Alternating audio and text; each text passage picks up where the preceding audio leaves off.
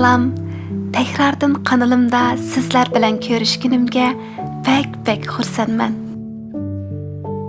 Qahrdan qish oylaringiz yaxshi o'tyapti? Siz turayotgan yerda qor yog'dimi? Bu yil men turadigan bu umoq shaharga qish intayin kechikib keldi. Gerçi qor bir qancha rat yig'ib bergan bo'lsa-mu, shamol bilan uchirib, o'tgan yillardagi qilin qor bosgan o'rmon manzaralarini texi ko'rishga muyassar bo'lmadik. Yilning oxirgi oyida xuddi qor bo'lmasa, Rojdestvo bayramining kishilarga beradigan illiq atmosferasida bir narsa kamdak his qilib qoldi ekan. Shundaqdimi bu Rojdestvo bayram tayyorliqlarini ko'nglimdagidek qilishga tirishdim. Kichikimdan bayram tayyorliqlarini bakli yoqtiratdim. Uy tozalash, saramjonlashtirish, hamma narsalarni rat-retiga silish, bu xil inchga, keng ko'lamlik uy ishlarini qilish mening to'xtamay harakat turayotgan zehnimni rahatlantirishimga bak foyda qiladi. Bu yillik Rojdestvoda men bozordan yangi bezak elishning o'rniga uyda bor bo'lgan narsalarni ishlatib, o'z qo'lim bilan oddiy bo'lsa-mu, ma'nilik Rojdestvo bezaklarini yasashni o'yladim.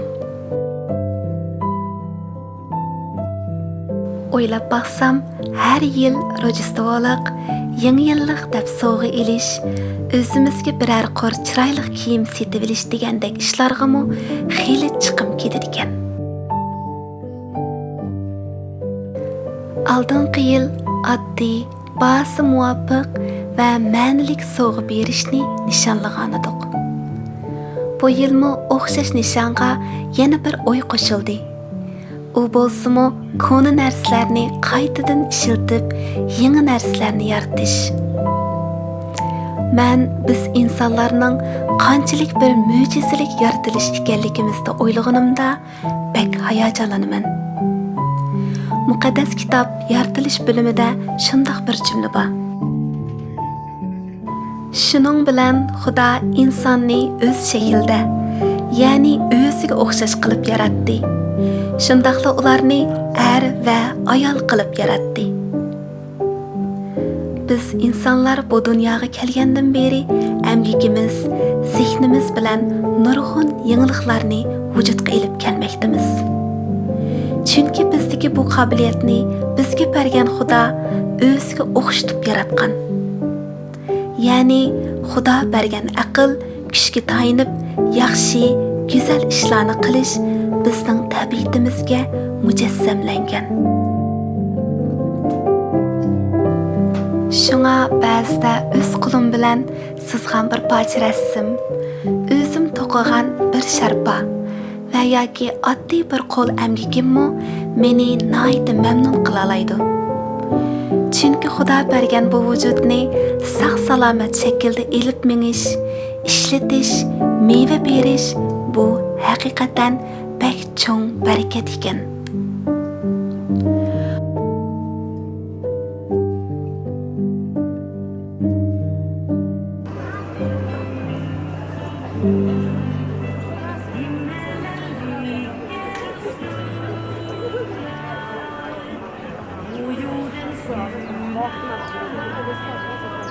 Mushundaq barakatli kunlarning birida yo'ldishim bilan yana Stockholm shahriga bir haftalik aram olg'ili keldik.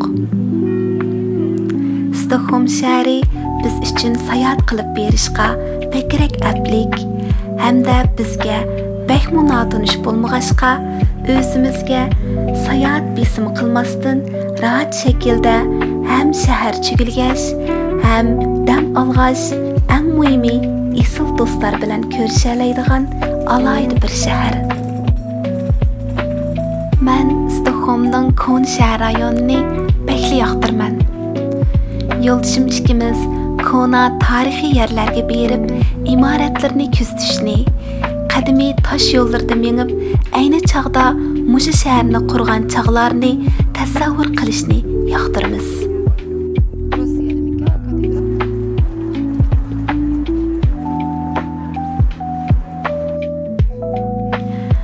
Stockholmning Gamlistan, ya'ni Koni shahar rayoni Shivs madaniyatini, binokorlik loyihalarini tushunishda muhim rol o'ynaydigan sayohat rayonlaridan biri bo'lib, Shvetsiyadagi eng tangliq binokorlarning ko'pinchisi bu rayon uchun to'kib qo'shgan ekan.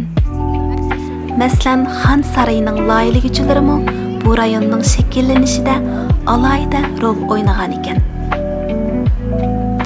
Mana bugun 13-asrdan boshlab qurilib kelgan bu tarixiy rayondagi binolarga Rojdestvolik chiroqlar, har xil rang-barang bezaklar esilib, bu rayonni boshqacha illiq va kishiga o'tmishni eslatadigan sirliq hissiyotni berib turmoqda.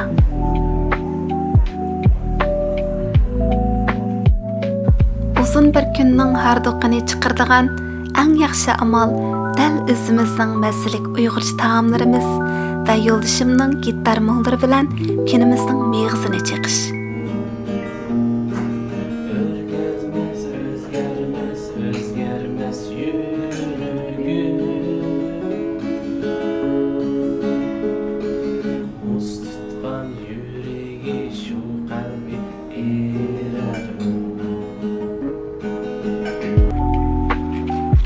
Stockholmdagi aslimalarimiz har yili yangi bir rang, yangicha barakat bilan bizga ilhom berib kelyotadi. Rahmat Stockholm, sizga omonlik, tinchlik tilaymiz.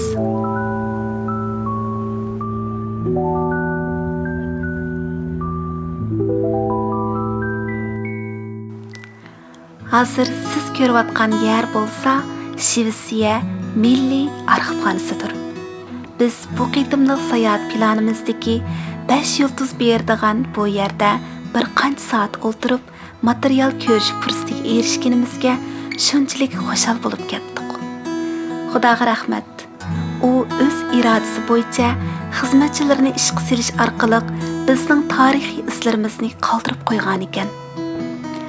19-asrning orqi, 20-asrning beshidagi bu tarixiy materiallar faqat xotirlig'ichilarning aslimalarla bo'lib qolmasdan bizning Uyg'ur madaniyatimizdagi shu chaqlardagi Uyg'ur jamiyatining etnografiyalik alohidliklarini topalaydigan javharlar desak, mencha ortiqcha ketmaydi.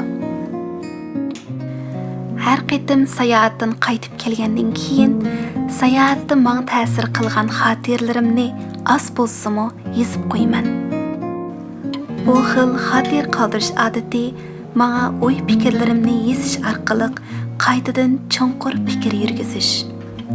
Shu chaqdagi his tuyg'ularim ustida qayta bir o'ylanish va Xudoning menga nima demoqchi ekanligini anglashni o'rganish, saqlash, hazm qilish degandek nurg'un aktiv hislarni berdi.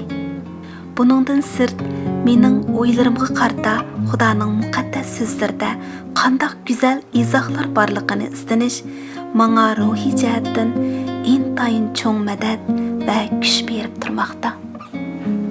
Zaburda mundaq esil bir jumla bor. Xudo biladi insonning o'y fikrini, behudadir xiyollarning hammasi.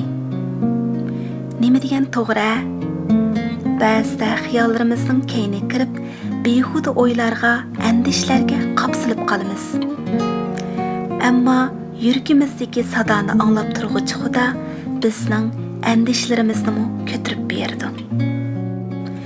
Shunga bu yil mayli qanday behuda o'ylar bizni qaymoqtirgan bo'lsin, hozirdan boshlab yuragimizni, zehnimizni, barlig'imizni bizni shartsiz sevgichi Xudoga topshiraylik.